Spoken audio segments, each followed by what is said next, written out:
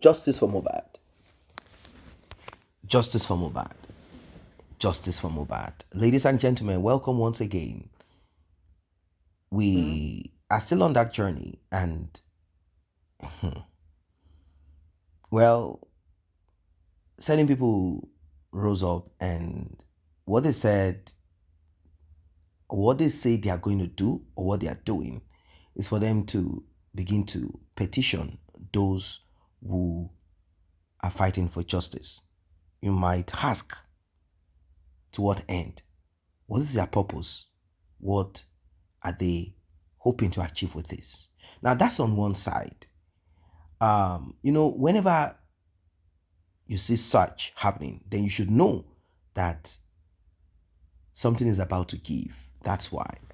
In fact, they are all rattled up because they know that they've covered up and that they hid, that thing that they do not want the public to be aware of, that they do not want the public to know about, is already out there in the open.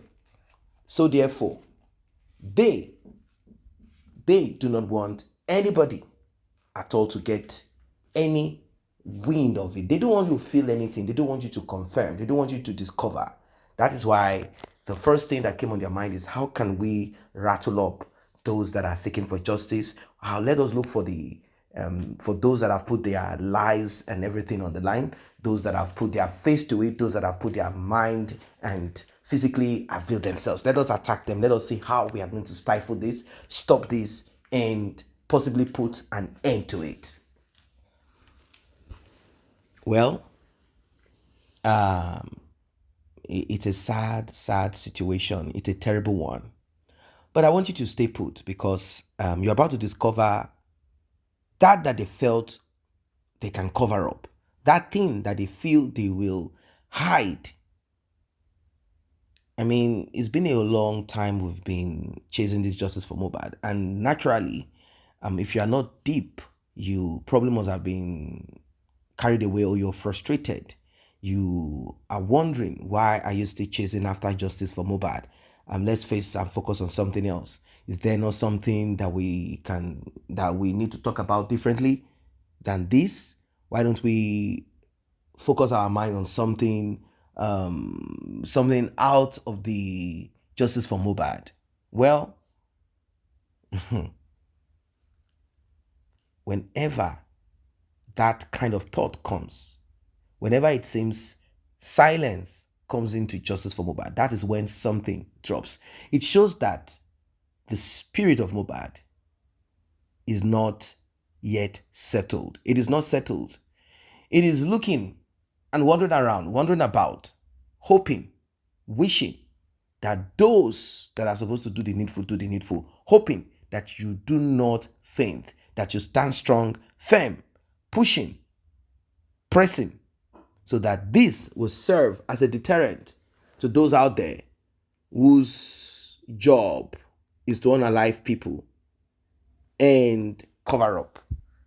The mystery, the mystery surrounding the demise of Mohbad demands that everybody puts hands together, hands on deck to press and push. Please like and share.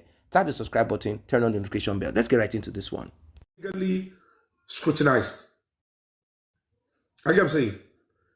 And at the end of the day, any butter, you can go into butter and say, can you go to a parabolopa pé wọ́n ti ẹ̀ ṣe fún forensic o.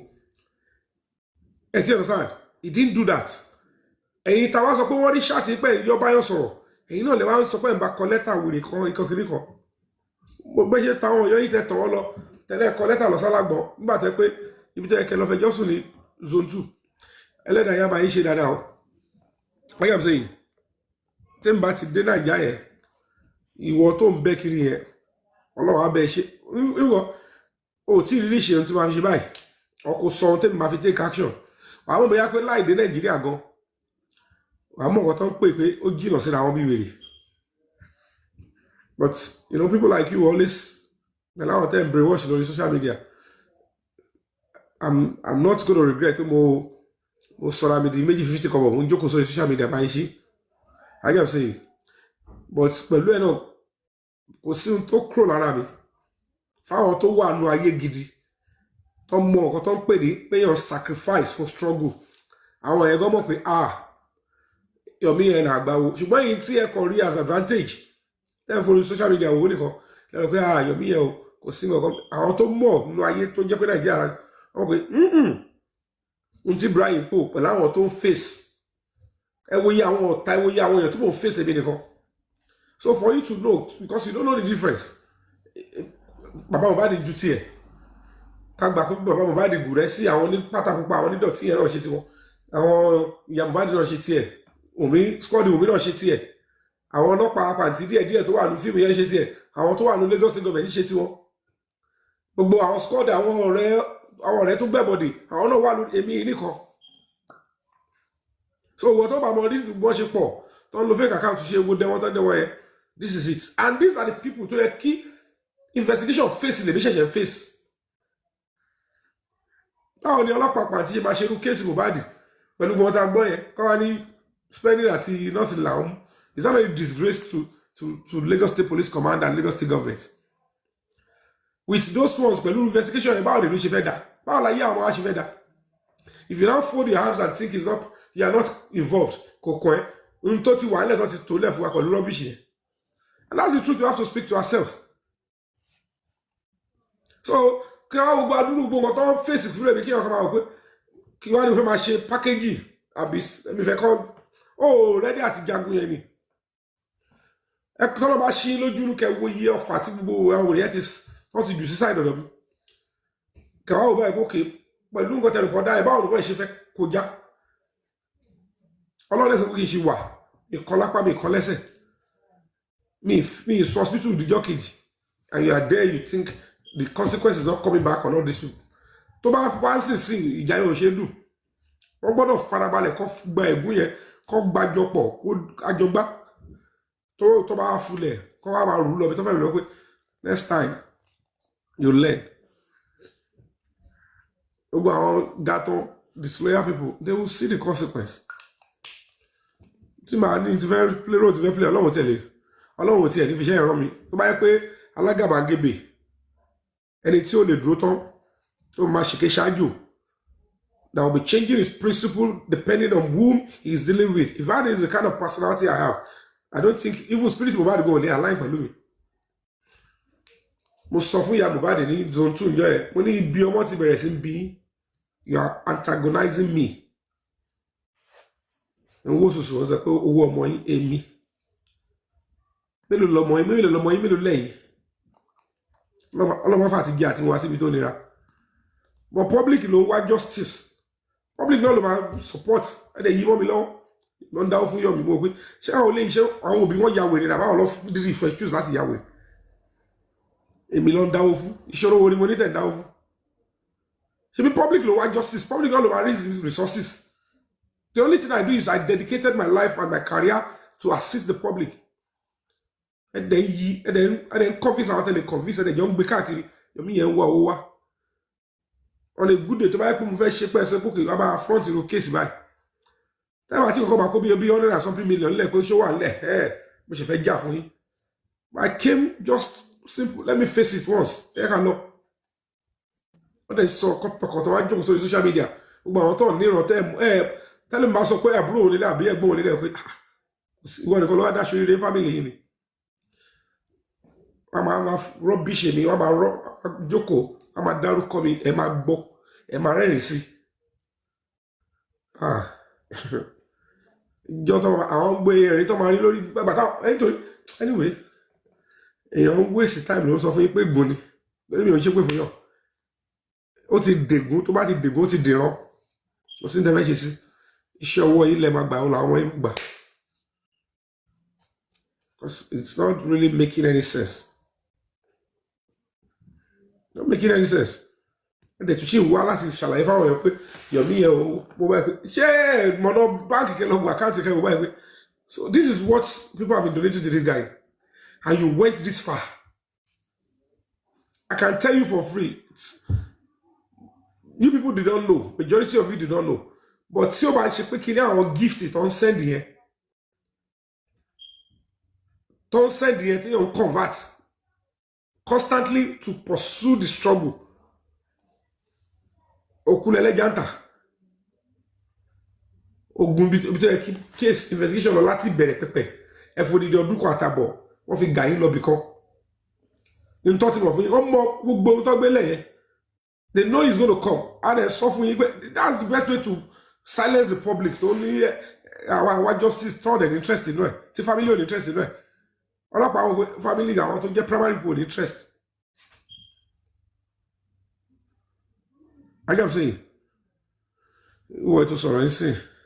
We can borrow it at the book where I can get sorrow be more.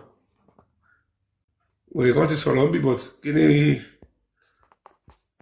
talking of Bijadi, so it's getting blocking. Only show us the proof of your donation. Stop downplaying public donation. And that's the game they will always play. Pattern of loading. They want to change it as if you don't appreciate public donation and support. And they know that's not it. They know that's not what I'm trying to say. That's not the point I'm trying to drive at. Any NGO we appreciate, even if it's 1 cent, you appreciate it. But you can't donate to an NGO and then you use it to want to destroy an NGO or Kamalu when Dafayoko. You donate to an NGO and you cannot be demanding, come and tell us what you do with the way you do with an individual. An NGO needs to get funds, go into a struggle. Okay, might even put our money in a particular operation and then we discard it.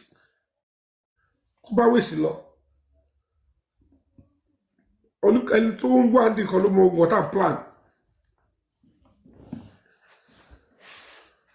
So it's quite irritating that people will be telling you to come and they will be discussing about an NGO as if they are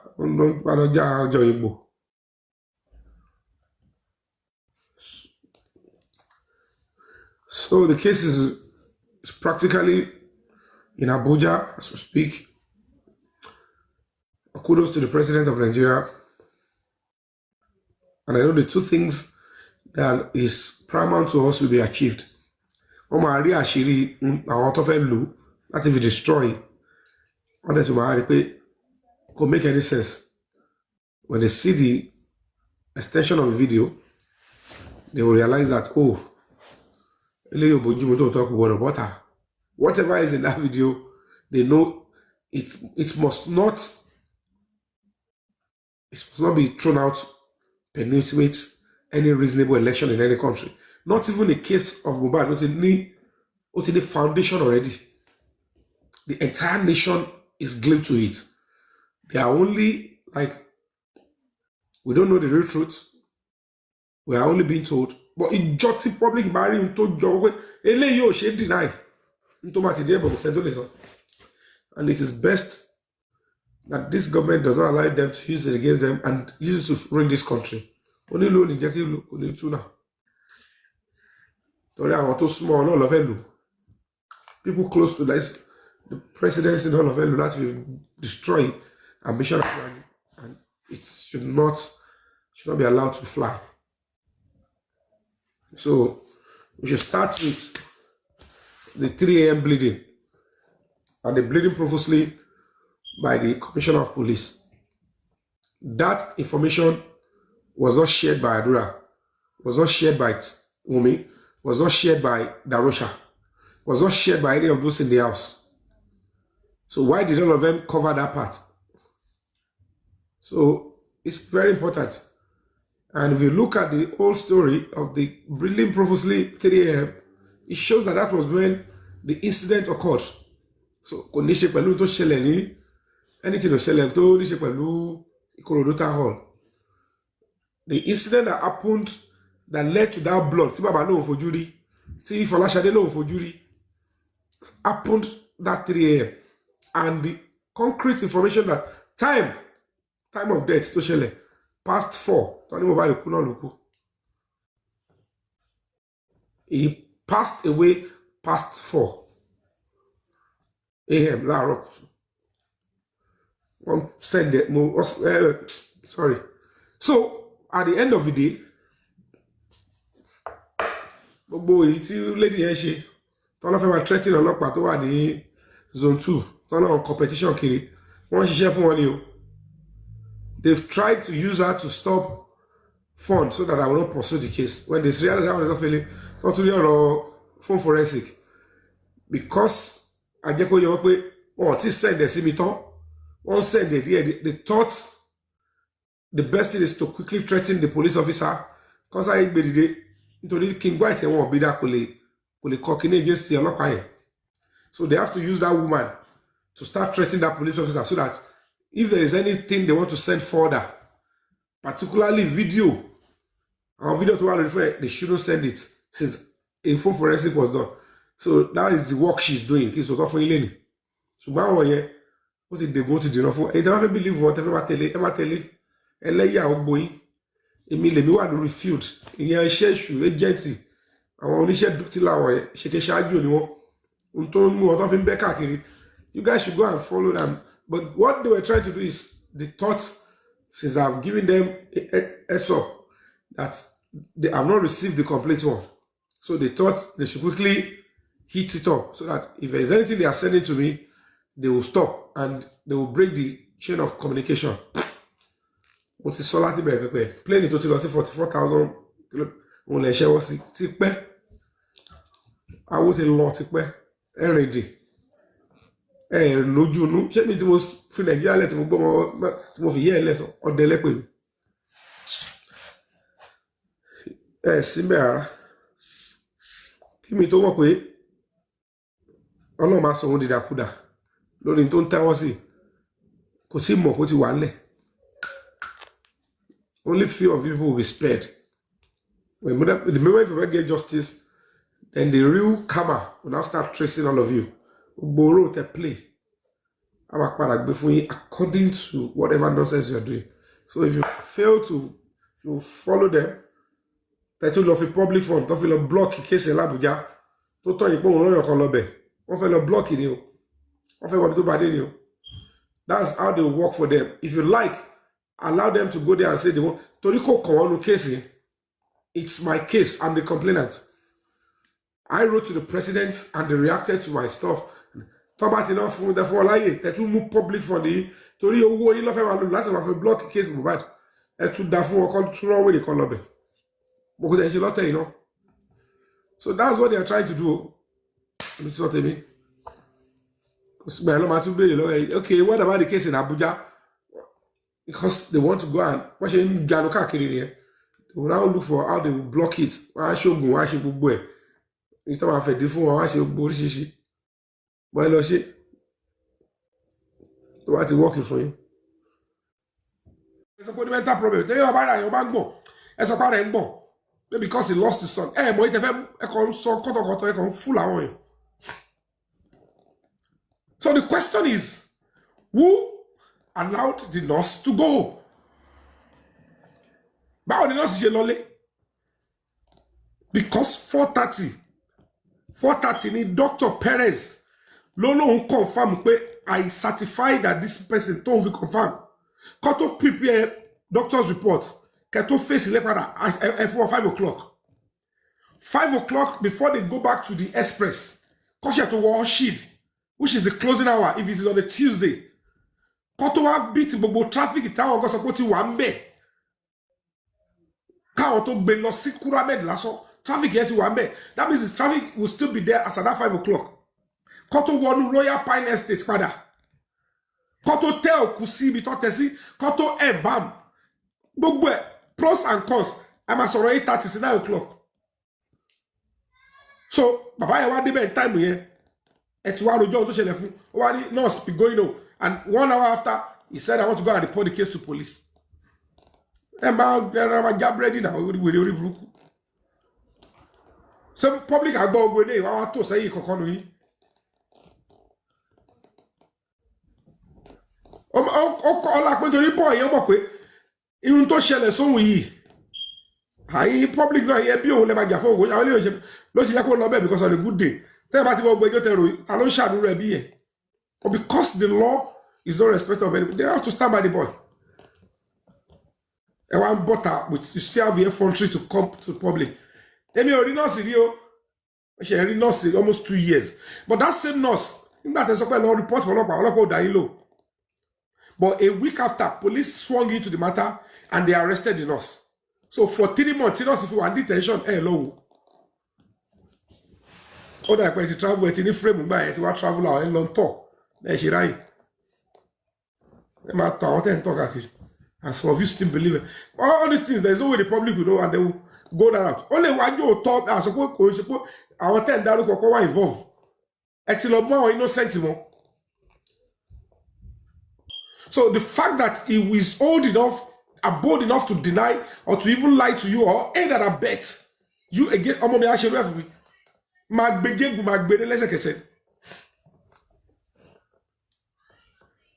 Ọ̀tọ̀tọ̀lọ́rọ̀ èmi mo tọ́ ọmọ ìdàgbà mo wá bí wọ́n mo ṣe bí ẹ mo bí o wá ń pàdé àpòpọ̀ láàtà o wá ń pàdé àpòpọ̀ pẹ̀lú láàtà ẹ wá ń yí mi ẹ̀ ń bá mi sọ̀rọ̀ lórí ikú ẹgbẹ́ tó mọ̀ pé táyé máa fi parẹ́ máa rò ó pé ìwọ náà àbíkú àgbà ni.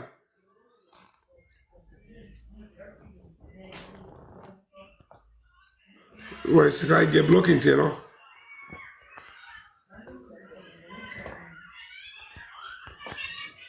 I'm telling you. It's preposterous. You went to side people and then and what the police station all rubbish email. Ṣé ọlọ́pàá kọ́ ló pa case yẹn. Ìyàwó tẹ́ fẹ́ àdúrà àwọn lọ́lọ́ rubbish in police station. And blame ọlọ́pàá ló ní kádúrà kó máa ṣe kọ́tọ̀kọ́tọ̀ tó ṣe ẹ̀ ó dórí 3 seconds náà ẹ̀ tún ṣe support ẹ̀ ṣe rọ́dọ̀rọ̀dọ̀ náà ni so àdúrà tó ń gé yín lórí environment ṣé ẹ̀ ti mọ̀ pé ó dórí 3 seconds video náà ẹ̀ tún bẹ̀rẹ̀ ṣiṣẹ́ àwọn kọ́dẹ̀ ṣì ń tẹ̀lé yín ẹ̀ yẹ inú ìdílé yín ẹ̀ wò dáadáa o tó dẹ́ ẹni tó bá rọ́mọ tọ́ òun ló bímọ o ẹni tọ́mọ bá sin gangan òun ló bímọ.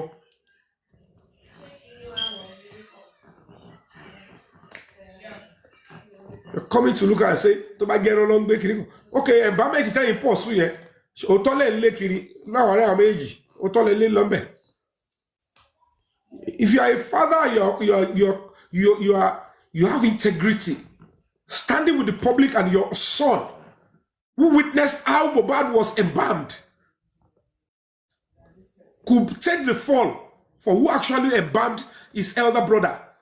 You have bought all over Corey 6 hours. Alone, you can be over me, wait, see, getting borrow like ye. You can't give you whatever Talaru in Gadion. Eh, Nitty Judina. I'm a better Peru Massico, and you ever go at this stage. Lara Mama Saf. Ogutenita, if you protect her. Anyway, whatever the matter, she is preposterous and new setting. Arusha don't for you get it until the shallow. Don't share everything to Salo Dubai. And Bama to Salo Dubai because your son, Adura, aided him on Lujako escape. Tell the justice Lakabe. And that won't tell you any reality because how can you continue to fool people? I want to catch up. Look, case and Bama is about Kimole. Tanira or yet on the glory. But into that top public in it. It battered reverse, and so top battered reverse. Because it's not making any sense. Because probably will be saying, Talo and Bab Mohbad. And we'll go to Lobai. Okay, we're not supposed one. How come I say, come on, you were the woman, something that happened to Adura. And he had to run Kajoli and Toraya package, in a serious homicide case. How about it became Mashati, Rawa and Koro. Can anyone get from justice for Mohbad? Not in real like how can an activist or a genuine justice fighter be having such a secret conversation? I want it to kill and all the marital manura or private conversation at the expense of innocent people's life.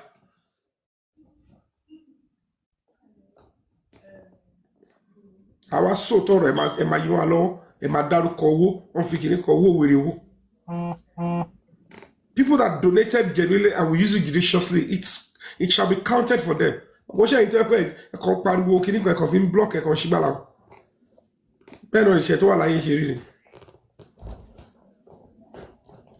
Ẹ jẹ́ padà sínú ẹ̀kọ́ tó bẹ́ẹ̀ fẹ́ lọ kọrin pàtí tó pè é sí ẹ̀ kẹkọrin ọmọ yín mọ bọ́mọ yín ṣe dà yìí. Tọmọ yín di ẹ̀mbámà mímọ̀ pé lọ skul kò lọ study ẹ̀mbámì. Ó ti mọ̀ bọ́ ṣe ń pákéjì òkú kẹ tó dé. So láàrin 4:30 6 tó dé wọ́n ti ẹ̀mbámù kẹ́yìn tó dé wọ́n ti ẹ̀ lè gbé sórí bẹ́ẹ̀dì ẹ̀. So degrading and disgusting because kò ń ṣíjọ́ yẹn ló ń tẹ̀lé mọ́ ẹ mọ̀ pé ogun yẹn ṣẹlẹ̀ tẹ́lẹ̀ ẹ kàn ń tọ́ àwọn tẹ̀jọ́ ń tọ̀ tó ń tẹ̀lé àwọn tó de corona tó bá yẹ pé ẹ̀mọ̀kan tó ń pè níjọba ni anyway tẹ̀ mọ́ tó ẹmọ ó ṣe lọ náà bí wọ́n ṣe farabalẹ̀ tẹ gbọ́ ṣọ́kà nígbà tó máa ka olórí ṣọ́ọ̀kì tó yẹ kẹ ti rẹ́dì fún tó dẹ̀ ti délẹ̀ òun ni family toxicology so ẹ gbọ́ yẹn ẹ gẹ́ntù bí oko pope ẹ wá retí kíjọba kí judge ṣe wá ká kí ni kó kà fún yín evidence ò lè gbé wá sí judge àwọn táwa ń struggle táwọn evidence tẹ̀lé ló ń corona anywhere wọ́n rọ́bìṣì wọn ní kẹ́ bàbá lórúkọ jẹ́ ẹ̀dẹ̀ ń tẹ̀lé wọn you see so ó ti di wàhálà kẹrí ẹni tó ti lórúkọ kó dé assist ẹ rò pé advantage yìí gbẹjà bá lórúkọ jẹ́ ó dà mo ti risk orúkọ yẹn ẹ gbà ẹ máa bàjẹ́ bẹ́ ṣe bàjẹ́ lọ ẹ máa bàjẹ́ bẹ́ ṣe bàjẹ́ lọ. ẹ̀yin náà lè máa lọ police station ẹgbẹ́ òkú má dìlọ ọ̀dà ìlò ẹ ti conclude ẹ̀yin náà lè máa lọ sí kíní kan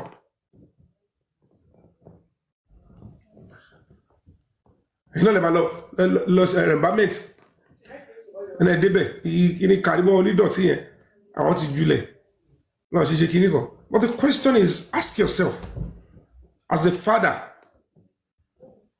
why would your son Adura Shedrack Aloba why would he take the fall pé òun lòun ẹ̀ bá Mohbad nínú ilé when your brother-in-law èyí tó pèrè ń dàrú ṣá tó ti sá lọ sí Dubai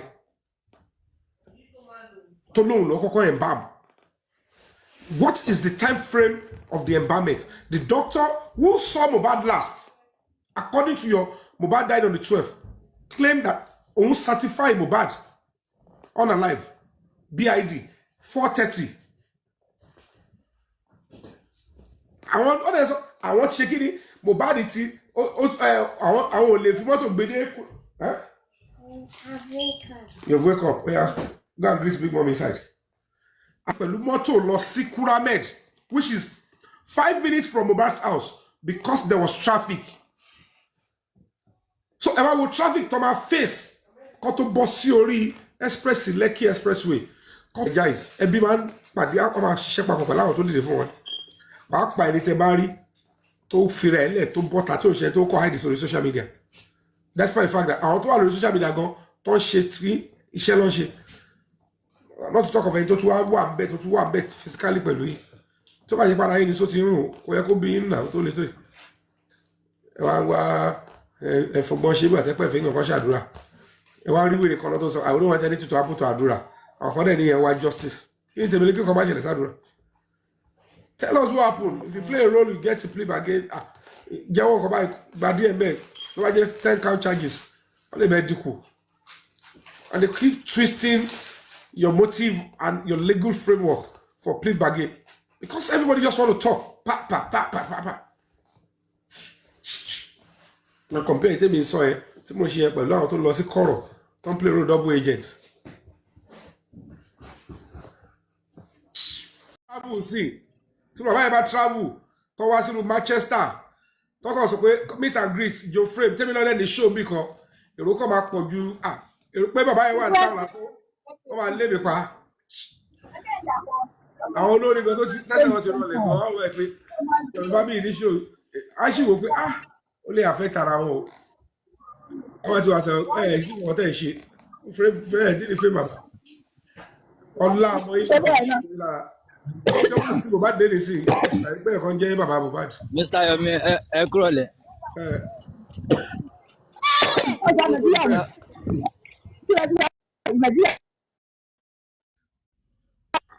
Ibi tẹ́wà yẹn ò dáa púpọ̀ Ọlọ́run wà.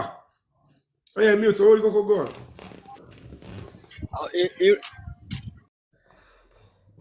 irú yẹn ò gbọ́dọ̀ travel gbogbo àtọ̀wọ́ àti frame tó ní ẹ̀ wá fi lè travel oko náà máa fi sìn wálé oko wọ́n bá fọ́ ìgbà máa fi fọ́ orí ẹ̀ kó máa rí pọ́n bára ẹ̀ Nàìjíríà ni ṣẹ́rí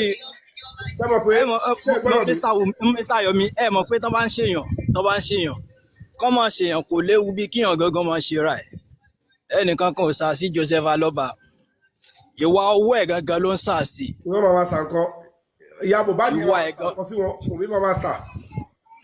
Because let's be honest with ourselves. Ọlá pé torí pé wọ́n ṣe in conjunction pẹ̀lú gọ́ọ̀mẹ̀ntì àbí wọn. If they can criticize the government pé wọ́n lọ wádìí bí sí gọ́ọ̀mẹ̀ntì ṣe toxicology, he who comes to equity must come with clean hands. Ẹ̀yin tẹ́lẹ̀ call out to gọ́ọ̀mẹ̀ntì pé fake ni. Gbogbo àwọn tó bá wọn call out to gọ́ọ̀mẹ̀ntì tó láwọn jọ lọ ṣe wádìí kí ló dé tí wọ́n wà hellbent okay bí táyì ti ṣe ti yín dà. You don't understand because the result yẹn ló fà tẹ́ fi argue tẹ́ni gọ́ọ̀mẹ̀ntì parọ́. Then the same thing should be meted on you. Kí ló dé tẹ́ ṣe rò pé títí is not meant to be verified. So you don't look at all those people, you look at them. So a confirm rubbish into the government. Because result yìí kò ṣe government ló bá yín kọ́. Ibi tẹ́yìn tí wá ṣe ti tẹ̀ yín wá wọ́ọ̀sì. Government ti ẹ̀ dárúkọ pé bí báyìí. Ẹ̀yin ò tiẹ̀ dárúkọ anywhere. Mr. Yomi, ẹni wù mí ṣe answer sí Joseph Aloba ní orí ikú Mohbad yìí. Inú Joseph Aloba ṣé n tí ẹ gbèsè ní rí justice for Mohbad ṣé ó tó ṣé n tí Joseph Aloba gbèsè ṣó tó ìrìn àjò tẹ́ rìn lórí justice for Mohbad ṣé Wùmí ò sá sí yín ṣé ìyá Mohbad ò sá sí yín ni kí ló dé tí ò ràn yín ìgbà tó yẹ pé ní ìwà ọwọ́ tí yín dáa ẹ̀ẹ́dẹ̀ bá tọmọ alákejì jẹ tó wáyé pé lóòótọ́ náà bá ń sà sí Joseph Aloba tó gùn tó ń sà sí síbọn á jẹ́ pé òun gangan ìwà ọwọ́ ẹ̀ ni ìwà ò dáa ló jẹ́ kó gùn ràn ìwà ẹ̀ gangan ni ò dáa. Orí kókó orú èsì environment yẹn. Are you with me?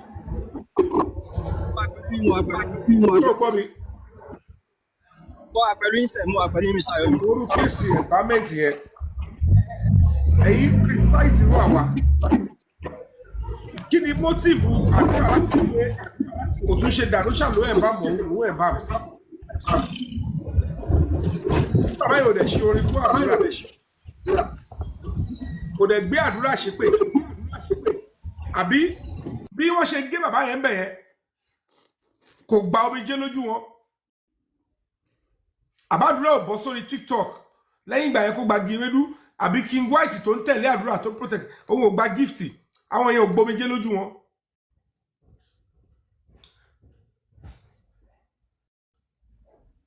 I still don't understand. Nítorí mi sọ nìyẹn pé gbogbo àwọn pípù yìí eníkálukú ọkàn wá sórí íńtánẹ́ẹ̀tì ọkàn wá sọ tó wù ní gbogbo àwọn pípù yìí ó bá yẹ pé ní at the end of the day tá a bá padà wá bá wọn yí pé ní gúrùpù kọ̀ọ̀kan náà ni gbogbo wọn wà wọ́n jọ ń ṣiṣẹ́ papọ̀ ní àti Joseph Aloba àti Wùmí àti Mohbad fúnra wọn gbogbo wọn wọ́n jọ wà ní December kọ̀ọ̀sán wọ́n jọ ń ṣiṣẹ́ papọ̀ ni ó máa surprise everybody nítorí yẹ kẹ́nìbọ̀dì tó dẹ̀ ti mọ̀ ni ẹ mọ̀ wo lọ́jìkì tó ń lò ń bẹ̀rẹ̀ ń gba ìbámẹ́tì yẹn wọ́n ti mọ̀ yí pé àjọsọ ti wà yí pé ókè o and the end of the day tá a bá ń padà fa ọ̀rọ̀ yìí lọ o tẹ bá fẹ́ kan àdúrà mọ́ nǹkan ẹ máa yọ o ẹ má jẹ́ kọ́ ọmọ mi eléyìí náà tún lọ sí o àwọn wọ́n dẹ̀ ti aṣọ ẹ̀ pé no ẹ mọ̀ wọ̀rì àmọ́ bá ṣe máa gbé wọ́ àmọ́ bá ṣe máa gbé jáde ṣé ọ̀rọ̀ sábà wọ́n ti mọ̀ yí pé kò sí bí àwọn ṣe máa sọ yí pé ní Dàrósà ló ẹ̀ ń bá Mohbad tó yẹn máa délé ẹjọ́ tí bàbá ò ní fẹ́ yọ̀ǹda pé Dàrósà kó máa lọ bọ̀ tó bá ti gbàdúrà wọ̀ ojú bàbá ò ní gbà bàbá ò ní lè sọ̀rọ̀ mọ́ lọ́jíìkì tó ń lọ bẹ́ẹ̀ ni. But ṣé yẹn ṣé ó pa bàbá yẹn ó pa wọ́n lẹ́rìn ni ó mú bí ìdúró wá fún wọn lẹ́rìn. Ṣé tó bá jẹ́ pé nítorí pé ọkọ̀ gbàdúrà ni bàbá ò ní gbàgbà bàbá tó fi àbòsí ṣe dáṣọ tí bàbá yẹn sọ pé àkókò ní ẹjọ́ tó bọ́ta wa bàbá ní pé tó bá jẹ́ ìyá òun nítorí pé à ń fún lọ́gbà yẹn wọ́n ń pọ̀ sí bàbá ò fẹ́ ká dekúrajé bàbá sọ pé mẹ́rin tó bá jẹ́ ìyá òun kájọ kọ́ mọ̀ bá lọ. ìgbà ṣé ẹ lọ́wọ́ tí bàbá wọn lè fún wa sẹ́yìn. yes ma bàbá tó ní ìgbà tó bá ṣe pé ó bá jẹ́ ìyá òun kó máa bá a lọ ìgbà tábìlà tó wá jáde tó ní òun lòun ẹ̀ bá Mohbad kí ni ẹ gbọ́ kí bàbá sọ mọ́ ṣé bàbá jáde síta ó bá wọn fa issue yẹn mọ́ now so bá wọn fa issue yẹn mọ́. ẹmọ tó wá fọ́lì same àdúrà ó tún wá send a 3 seconds video ó sọ bí Mohbad bó ṣe la orí ẹ̀ mọ́lẹ̀ ó sọ pé báyìí èmi ò sí ń bẹ̀ mi ò débẹ̀ 3 seconds video ṣe àwọn kejì báyìí sọ̀rọ̀ yìí wọn ò lè parọ́ mọ́ tẹ́lẹ̀tẹ́lẹ̀ wọ́n kọ́ parọ́ pé kò ṣe ló lé Mohbad wọ́n kọ́ parọ́ pé lé tí Mohbad lò nígbà ayé Mẹ̀túsẹ́là nígbà tó ní pé yẹn ò work wọ́n padà dákẹ́ lórí ẹ̀ pé inú ilé ẹ̀ ni wọ́n mọ̀ pé àwọn tó wà ń bẹ̀ lélẹ̀ a bẹ̀rẹ̀ sí fún ọ̀rọ̀ Zomo jáde bàbá yìí náà ló tún defend Zomo meanwhile kó tó di ọ̀rọ̀ 3 seconds video Fámúyìwá tó jábúrò bàbá Mohbad òun náà ló block CCTV ti neighbor tí wọ́n rán ayákìlá lọ́bẹ̀. So now begin to look at it meanwhile mo sọ fún yín pé níjọ́sí kó tó di pé a ṣe protest Ìkòròdú mo ní bàbá yìí nìkan ni mo fún ní nọ́mbà neighbor Mohbad fọgbọ́n olútẹ̀lé mi èmi ò ní parọ́ mo ní suddenly wọ́n threatening gẹ̀ yẹn wọ́n kó gbogbo àwọn wèrè tó lè kojú àti Búkì yẹn ìyá tó máa jẹ Búkì yẹn àfi tó bá lọ túbá tó lọ tọrọ dáríjì tó wẹ̀ tó mú odindi àbẹ́là méje tó fi tọrọ dáríjì pé gbogbo ìkà tóun ti ṣe kíkọ because it's absurd mo sọ pé hòtẹ́ẹ̀lì báyìí ni mo wà nọ́mbà room báyìí ni mo wà live location correct location mi lélẹ̀ nǹkan báyìí ni mo fẹ́ lọ ṣe mo wá sọ fún yín pé life mi o ibi tí mo lọ yìí o nọ́mbà yìí ni wọ́n ní mi ò fáwọn ní nọ́mbà pé nọ́mbà ọlọ́pàá nìkan ni mo fáwọn nítorí pé there are different days so now ọjọ́ gàtí kò jọ gàtí. Mr. Yomi bàbá Mohbad interview wo ni bàbá Mohbad máa lọ lórí TV àbí lórí ẹni kíní tó bá ti lọ ṣe interview tí ò ní dákọ bí tí ò ní sọ̀rọ̀ nípa bí Wùmí ṣe dùn kan sínú background Mohbad àtìgbà tí fídíò ti jáde táǹtí tẹ́ni ti sọ jáde ńgbà yẹn pé blessing náà ju nǹkan síbẹ̀ nǹkan kan tí bàbá yẹn tó dìnnà ẹ̀ pé nǹkan kan before kí blessing yẹn gan tó wá jẹ́wọ́ àtìgbà tí blessing yẹn ti wá jẹ́wọ́ pé òun náà ju nǹkan sínú background Mohbad ń jò lẹ́rìí kí bàbá yẹn ṣe interview mọ́ kó sọ̀rọ̀ nípa aspect yẹn.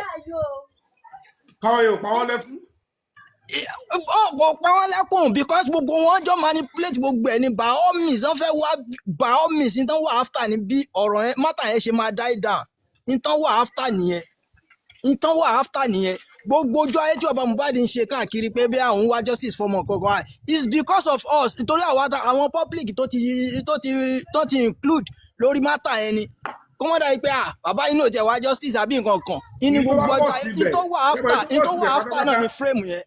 tẹ́bọ̀ tó wọ́n síbẹ̀ pátápátá ẹni tí wọ́n wá justice fọmọ ẹ̀ pastor ó padà máa ṣe orin ó ní ẹ sọ díẹ̀ bẹ́ẹ̀ kẹ́ dákẹ́ if you want justice for your son ṣé wàá fẹ́ tí the justice ṣe máa ní kó sọ díẹ̀ ask yourself ẹni tó ń kà lára tó dẹ̀ ń wá justice ṣó máa sọ fáwọn èèyàn tó ń bá wa or anybody pé ẹ sọ díẹ̀ kẹgbẹ́nu dákẹ́.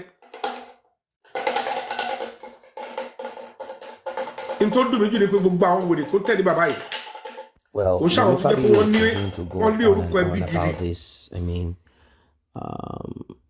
yeah, it will continue to go on and on about it.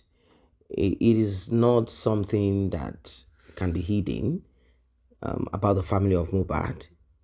Some of what he talks about is about the way, the manner, the family of Mohbad, how they've been all this while, how they've kept their mouths shut, and how they've disrupted justice for their son. The part of money making is more important to them. The part of making money is what they are interested in. They are less concerned about activities, effective approach to getting justice for their son. If members of the public kept on with this, let's donate money, let's give money, let us put out money, let us help the man, he's suffering, oh, Mohbad's father. As long as the attention is on Mohbad's father, he will be comfortable. That's my view of it all. He will be so comfortable, he will be so happy, it will be a convenient thing for him. That's the point. He will come on social media every now and then to tell you how it feels to be Mohbad's father. It will tell you how Cynthia and whoever, how wicked they are, how they've turned his life into darkness, how they have caused him pain. He will talk at length and continue to talk about this. And what he expects is for you and I to have pity on him, empathy on him, and then give him money. Yeah. That's all. Once that is done, Mohbad's father automatically feels okay. Now the question is this: is he really seeking for justice for his son or not? Is it lack of education, or is it something else that we need to deal with about Mohbad's father? Is it something else that has to be looked into? Like, it's not as if Mohbad's father is the one that is in charge of justice. Like, we are relying upon him. But when Yomi Fabi begins to talk about it, one cannot but kind of want to reason with some of the things he says. Like, yeah, to an extent, they've really worked against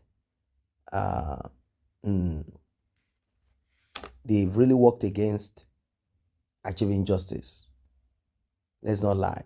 They've really worked against achieving justice. There are a lot of actions that we've seen so far. Those actions, they point to, these actions point to, they make it glaring that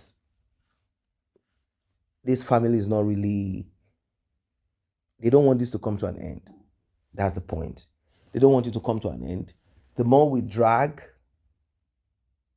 the more we continue to talk and talk, you know what I mean? The more we continue to waste our time and effort, the more we continue, the more money is expected to be donated into the pockets of Mr. Aloba. As long as empathy, pity, as long as all of this can be given to Mohbad's father, it feels fine. But once this is not coming, all he needs to do is come out and begin to say certain things towards, like, he'll begin to say a lot. He'll begin to say a lot to those that he feels are not for what he is for. That's basically the whole thing. He will continue to say words against them like, and these people, shut your mouth, look and talk less. These are some of the words we've heard from him, like, look and talk less. What is it? Is it your business? Are you the only one? Is Mohbad your son? The last time I checked, Mohbad is my son. Why are you taking pain reliever, Panadols, on someone else's issue or son's or matter? He already sang this in some of his songs. So, already people are not feeling, they are not comfortable about it. Already people are not comfortable about it. people are not feeling it. They are not vibing Mohbad's father anymore. And that's why Yomi Fabi, he just cannot stop talking about Mohbad's father and all of that, because the man is continuously also talking about him. And the man is also making it appear like you guys should focus on something else, leave me, let me handle justice for my son the way I believe and deem fit. Let me do what I need to do.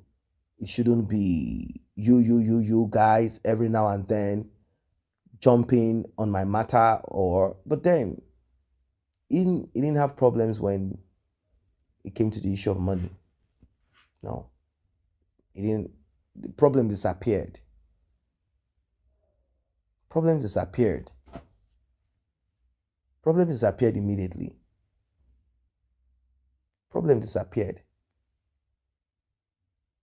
That's it. Problem disappeared. And nothing more. Problem disappeared. He didn't see problems with anything anyone was doing at that time. So one cannot just conclude. And I understand the part of a certain part of Mohbad's father. You see, through certain persons, Mohbad's father was able to get some gifts. For example, someone bought him SUV. Now, Yomi Fabi is a threat. Yeah, Yomi Fabi is a threat. Yomi Fabi is a threat to Mohbad's father. That's the truth. Yomi Fabi is a threat to Mohbad's father. That's the truth of it. A huge threat to Mohbad's father.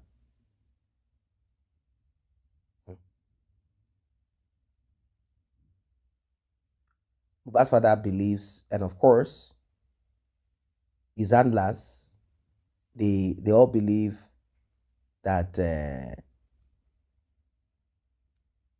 Yomi Fabi is simply trying to sort of like meander his way.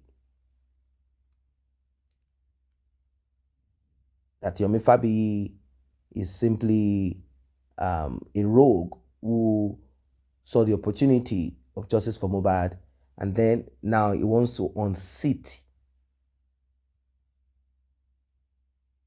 He wants to unseat Mohbad's father. That's it. Like he wants to unseat Mohbad's father. So, having looked at it and with their thoughts,